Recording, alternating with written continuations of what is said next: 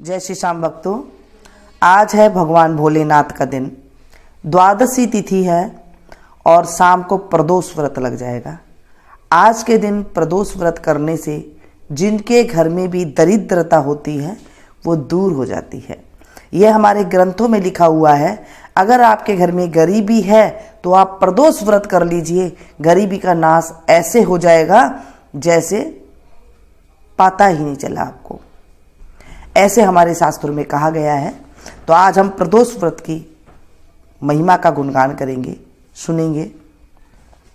बोलिए शंकर भगवान की जय, माता पार्वती की जय।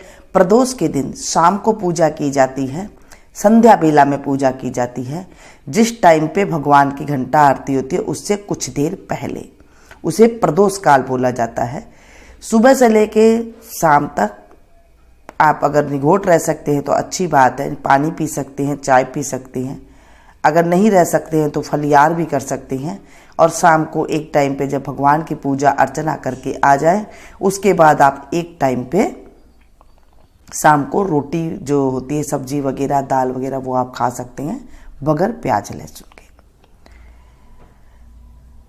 पूर्व काल में एक विधवा ब्राह्मणी थी। अपने पुत्र को लेकर ऋषियों की आज्ञा से भिक्षा लेने जाती थी और संध्या को लौटती थी। भिक्षा में जो मिलता उससे अपना कार्य चलाती और शिवजी का प्रदोष व्रत भी करती। एक दिन उसे विदर्भ देश का राजकुमार मिला जिसे शत्रुओं ने राजधानी से बाहर निकाल दिया था और उसके पिता को मार दिया था। ब्राह्मण ने लाकर उसका पालन किया। एक दिन राजकुमार और ब्राह्मण बालक ने वन में गंधर्व कन्याओं को देखा। राजकुमार अंशुमति से बातें करने लगा और उसके साथ चला गया। ब्राह्मण बालक घर लौट आया। अंशुमति के माता पिता ने अंशुमति का विवाह राजकुमार धर्मगुप्त के साथ कर दिया और शत्रुओं को परास्त कर विदर्भ का राजा बनाया। धर्मगुप्त को ब्राह्मण की याद रही और उसने ब्राह्मण कुमार को अपना मंत्री बना लिया। यथार्थ में यह सब शिवजी की कृपा से और शिवजी के प्रदोष व्रत का फल था। तभी से ही यह शिवजी का प्रदोष व्रत लोक में प्रसिद्ध हुआ। इस व्रत के प्रभाव से सभी मनोकामना पूर्ति होती है। अगर घर में दरिद्रता है उसका संपूर्ण नाश हो जाता है। बोलिए शंकर भगवान की जय। इसके बाद रुद्राष्टकम जरूर पढ़े आप। इससे पढ़ने से हमारी मनोकामना पूरी होती है। और आप जल चढ़ाएं, एक धार से आप जल चढ़ा सकते हैं श्री रुद्राष्टकम पढ़ते हुए। नमामि समीशान निर्वाण रूपम विभुम व्यापकम ब्रह्म वेद स्वरूपम निजम निर्गुणम निर्विकल्पम निरीहम चिदाकाशमाकाशवासं भजेहम निराकार मोंकार मूलम तुरीयम गिरा ज्ञान गोतीतमीशं गिरीशम करालम महाकाल कालम कृपालम गुणागार संसार पारम नतोहम तुषाराद्रिशंकाश गौरम गभीरम मनोभूत कोटि प्रभाश्री शरीरम शपुरन्न मौली कल्लोलिनी चारुगंगा लशब्दाल वालेन्दु कंठे भुजंगा चलत कुंडलम भ्रूसुनेत्रम विशालम प्रसन्नाननं नीलकण्ठं दयालम् मृगाधीशचर्माम्बरं मुण्डमालं प्रियं शङ्करं सर्वनाथं भजामि प्रचण्डं प्रगिष्टं प्रगलं परेशम् अखण्डम् अजं भानुकोटिप्रकाशम् त्रयशूलनिर्मूलनं शूलपाणिं भजेऽहं भवानीपतिं भावग्रामम् कलातीतकल्याणकल्पान्तकारी सदा सज्जनानन्ददाता पुरारी चिदानन्दसन्दोहमोहापहारी प्रसिद्ध प्रसिद्ध प्रभो मन्मन्तारी न यावद् उमानाथ पादरविन्दं भजन्ति ह लोके परे वानराणाम् न तावत् सुखं शान्ति संतापनाशं प्रसिद्ध प्रभो सर्वभूतादिवासम्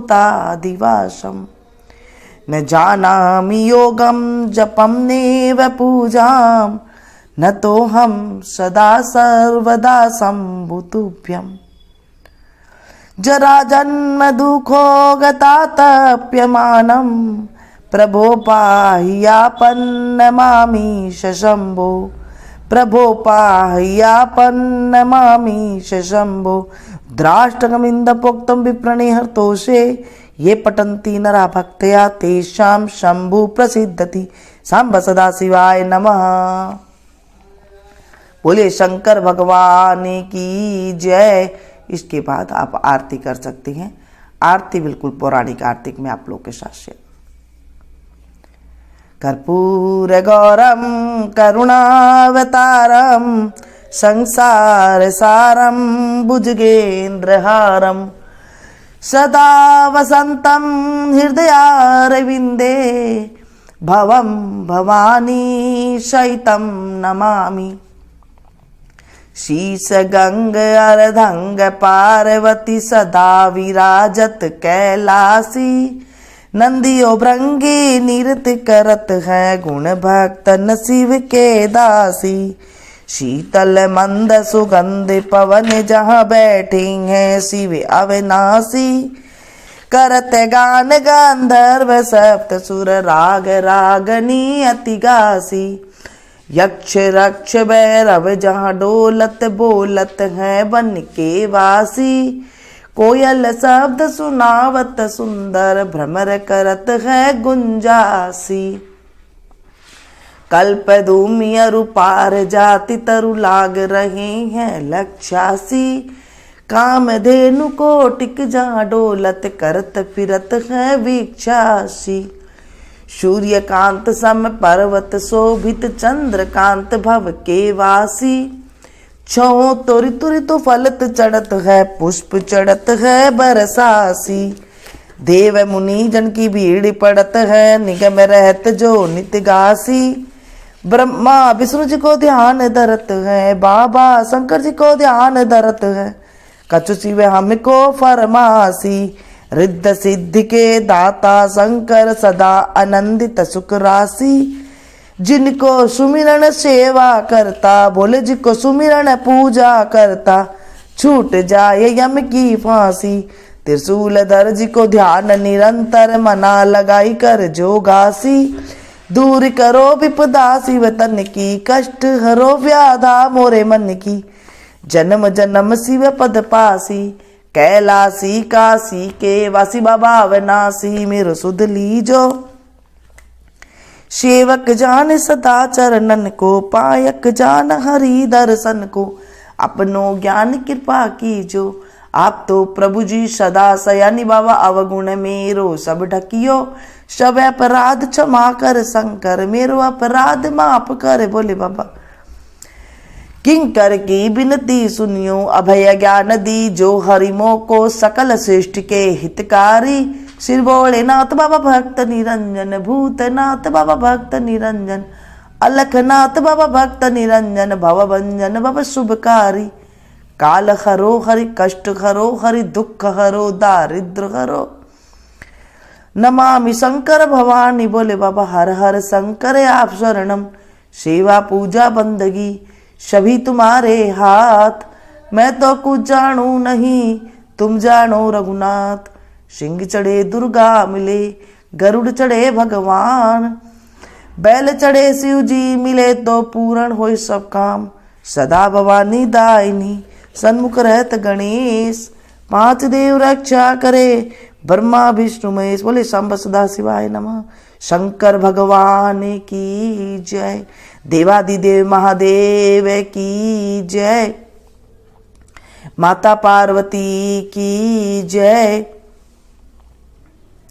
कथा को जब पढ़ते हैं हाथ में थोड़े से चावल के दाने ले सकते हैं, उसके बाद आप कथा का स्मरण करें और बाद में शंकर जी को चढ़ा के आ जाए।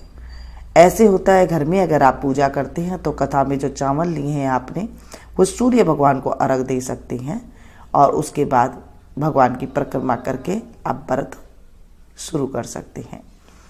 शाम के टाइम पे आप जल ले जा करके उसमें आप भगवान को चंदन चढ़ाएं, रोली नहीं चढ़ती है भगवान को, चंदन चढ़ाएं, जनेऊ चढ़ाएं, कमलगट्टे चढ़ाएं और इस तरह से आप पूजा करें जो भी आप विधि विधान के साथ करते हैं। पंचामृत जरूर चढ़ाएं या हो सके तो, अगर आपके पास कुछ भी नहीं है, नहीं टाइम मिलता है कई बार, तो सीधा आप जल भी चढ़ा सकते हैं।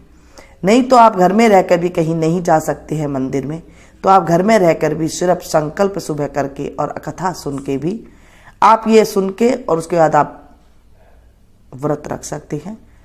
क्योंकि हर जगह पर मंदिर भी नहीं होते हैं, हर जगह घर में शिवलिंग भी नहीं होता है, तो आप मनसा पूजा कर सकते हैं। मनसा पूजा ज़्यादा अच्छी होती है, ज़्यादा जल्दी भगवान के पास पहुंचती है। मन से आप पूजा करें और शाम के टाइम पे एक टाइम भोजन करें। बना सकते हैं तो खीर अवश्य बनाएं ये प्रदोष वाले दिन, क्योंकि द्वादशी भी पड़ती है, तो उस दिन खीर बनाना बहुत शुभ माना जाता है। खीर बना करके आप भगवान का नाम ले करके उसके बाद आप उसका प्रसाद ग्रहण कर सकते हैं। ये थी छोटी सी जानकारी, अच्छी लगी हो तो इसे ज़्यादा से ज़्यादा अपनों के साथ शेयर कीजिएगा, क्योंकि जब हम किसी अच्छी चीज़ को, अच्छी बात को, भगवान के नाम का स्मरण को जब हम किसी के साथ शेयर करते हैं तो हमारे जीवन में खुशियाँ आती है और पापों का नाश होता है। और जो हम जिसे हम सुनाते हैं एक साथ काफ़ी लोगों को जब सुनते हैं तो उनके पुण्य का 16वां हिस्सा हमें घर बैठे ही मिल जाता है। ऐसे हमारे ग्रंथों में लिखा हुआ है। मिलती हूँ फिर से एक नई जानकारी के साथ, नई कथा के साथ। तब तक आप लोग देखते रहिए मीनू संगीत। Thank you.